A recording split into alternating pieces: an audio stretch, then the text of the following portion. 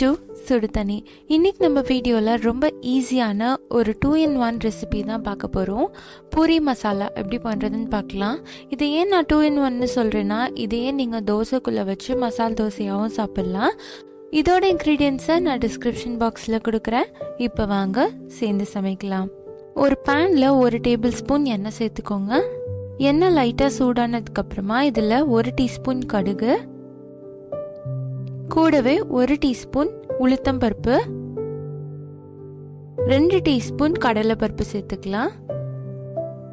இதை light brown கலரில் வர அளவுக்கு நல்லா ரோஸ்ட் பண்ணிடுங்க. அடுப்பு சிம்லேயே வச்சுக்கோங்க.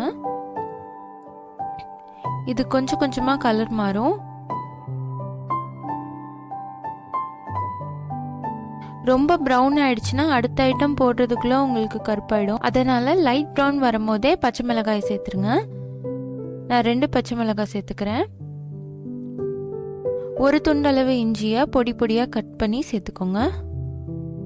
இதை லைட்டாக வதக்கி விட்டுருங்க.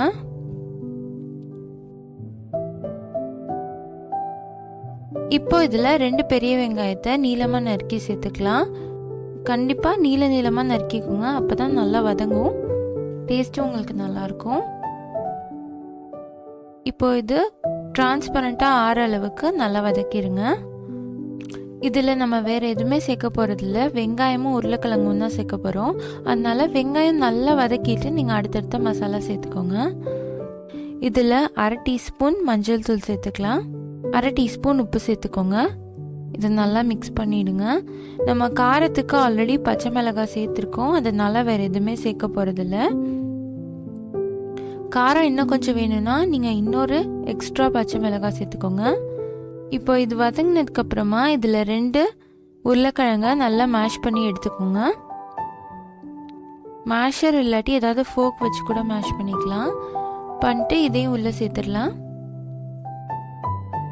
இப்போ வெங்காயமும் உருளைக்கிழங்கும் நல்லா மிக்ஸ் ஆகணும், அந்த மாதிரி இதை மிக்ஸ் பண்ணிடுங்க. ரெண்டும் தனித்தனியாக தெரியக்கூடாது. இப்போ நல்லா மிக்ஸ் ஆனதுக்கு அப்புறமா இதை ஒரு 10 நிமிஷம் லோ ஃப்ளேம்லேயே வச்சிடலாம். அப்பப்போ மட்டும் மிக்ஸ் பண்ணிக்கோங்க. 10 நிமிஷத்துக்கு அப்புறமா இது ரெடி ஆயிடுச்சு. நம்மளோட சூப்பரான பூரி மசாலா ரெடி ஆயிடுச்சு. இதையே நீங்கள் தோசைக்கு நடுவுலையும் வச்சு சாப்பிடலாம். நம்ம ஊர் மசால் தோசையில் இந்த மசாலா தான் வச்சுருப்பாங்க. நான் மைசூர் மசால் தோசையும் பண்ணியிருக்கேன், அதோட லிங்கை டிஸ்கிரிப்ஷன் பாக்ஸில் கொடுக்குறேன். இந்த வீடியோ உங்களுக்கு பிடிச்சிருந்தா லைக் பண்ணுங்கள், சுடு தண்ணி சேனலை சப்ஸ்கிரைப் பண்ணுங்கள். தேங்க்யூ.